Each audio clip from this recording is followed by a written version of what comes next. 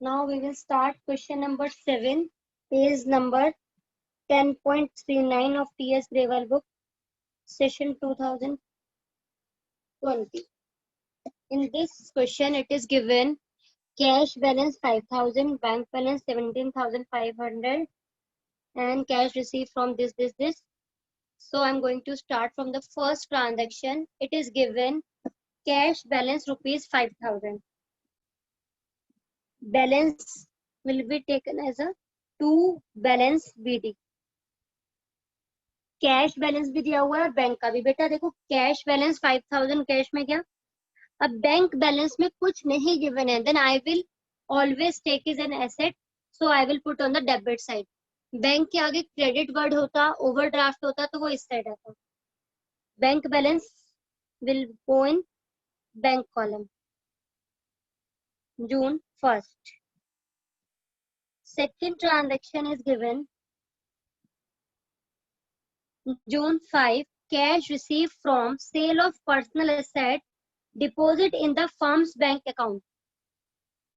ध्यान से देखना, पर्सनल एसेट्स आपकी सेल करके बिजनेस के करंट अकाउंट यानी कि बैंक में डिपॉजिट कराया है.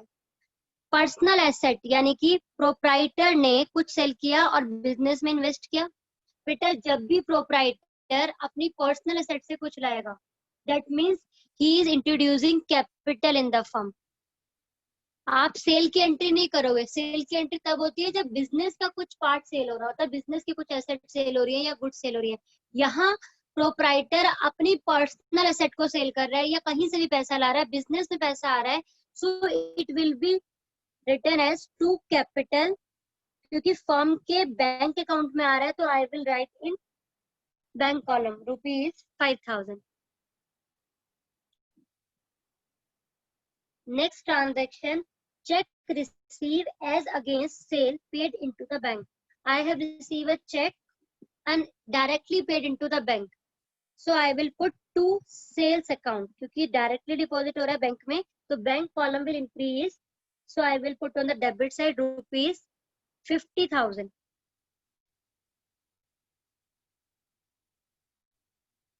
Then paid as was by check and discount received 200.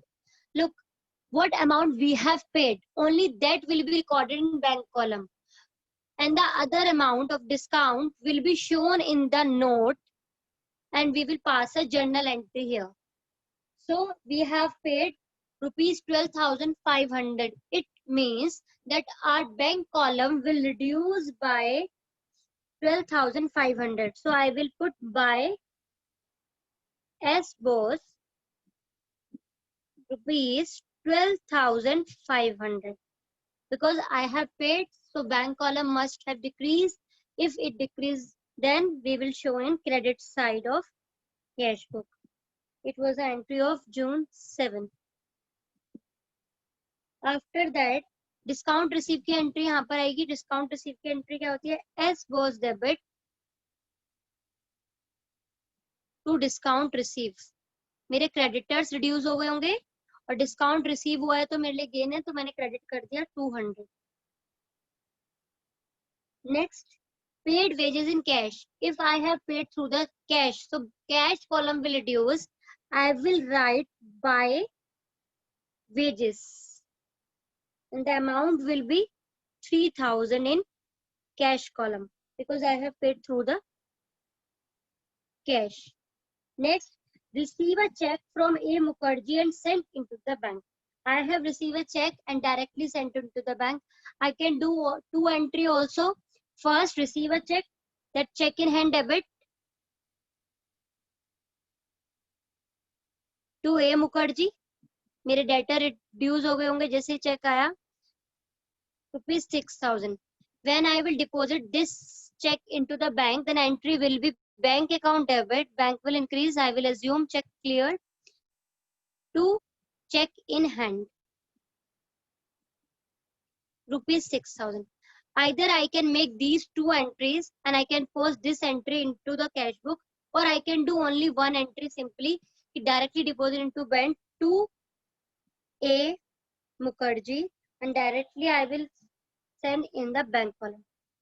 मैं दोनों अप्रोच फॉलो कर सकती हूँ बेटा। आइदर मैं ये दो एंट्री पास, मतलब एक एंट्री मैं जर्नल में करूँ और इस एंट्री को पोस्ट करूँ ऊपर पासबुक में, सॉरी कैश बुक में, या फिर मैंने डायरेक्टली बैंक कॉलम में अमाउंट कर दिया मुखर्जी के नाम से। दोनों ही एस्पेक्ट ठीक है क्योंकि सेम डे पर है। नेक्स्ट, ड्रॉन फ्रॉम बैंक, ये कॉन्ट्रा एंट्री है। I have drawn from bank, मैंने अभी तो बताया था आपको लास्ट क्लास में, अगर हमने बैंक से ड्रॉ किया है, कुछ नहीं बोला है, दैट मीन्स हमने ऑफिस यूज के लिए ड्रॉ किया है, तो एंट्री हमने क्या बनाई होगी, कैश डेबिट टू बैंक। मेरा कैश बिजनेस में इंक्रीज हुआ होगा और मेरा बैंक डिक्रीज हुआ होगा। कैश और बैंक दोनों इन्वॉल्व है,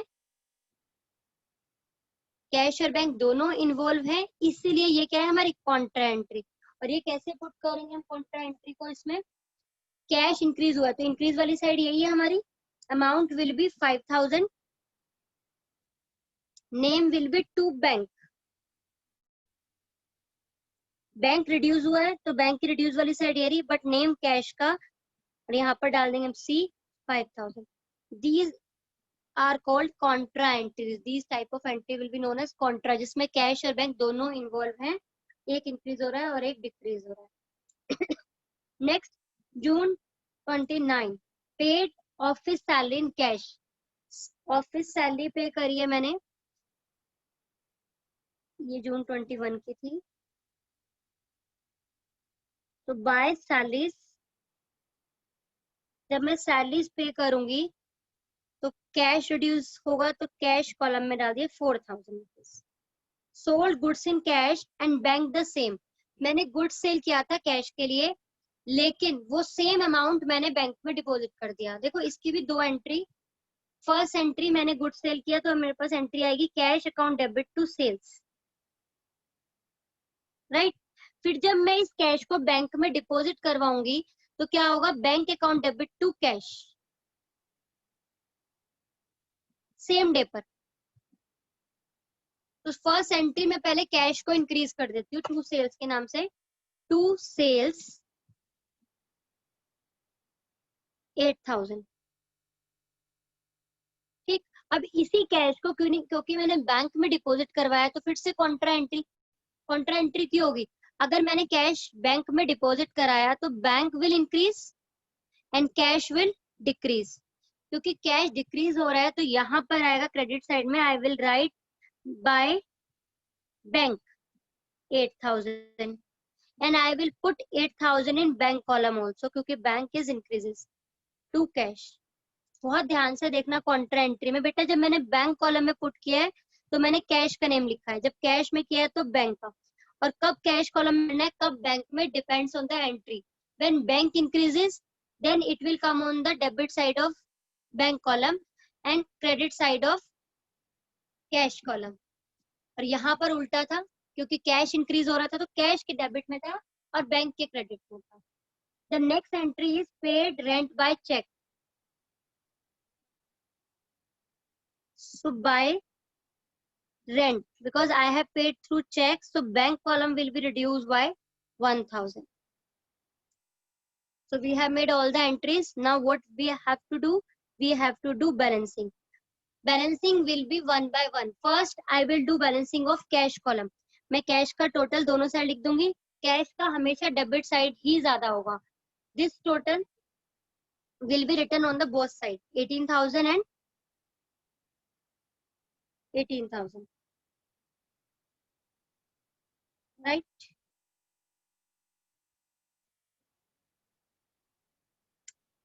यहाँ पर पुट कर देंगे, उसके बाद यहाँ पर आएगा by balance CD,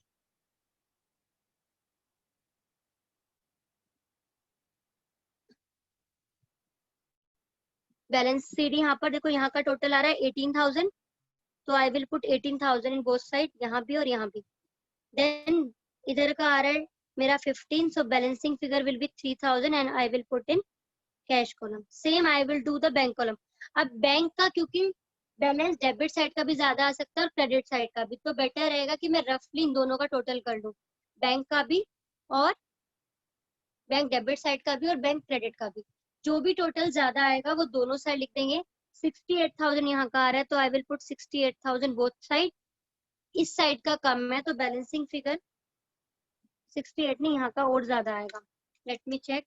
17,500 plus 5,000 plus 50,000 plus 6 plus 8,000, it will be 86,500. तो 86,500 will be put in the both side.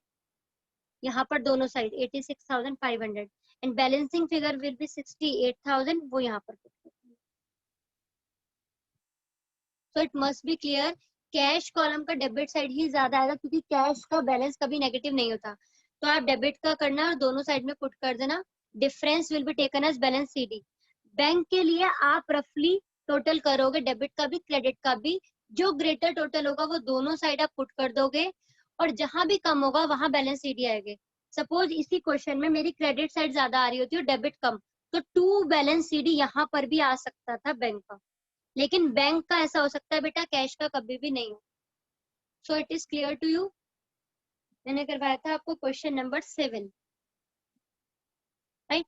कुछ कॉन्ट्रा एंट्री थी इसमें, कुछ चेक रिसीव की थी, तो I think it must be clear. यहाँ पर जो टोटलिंग है वो दोनों आप करेक्ट करके लिख लोगे. तो I think it must be clear to all of you.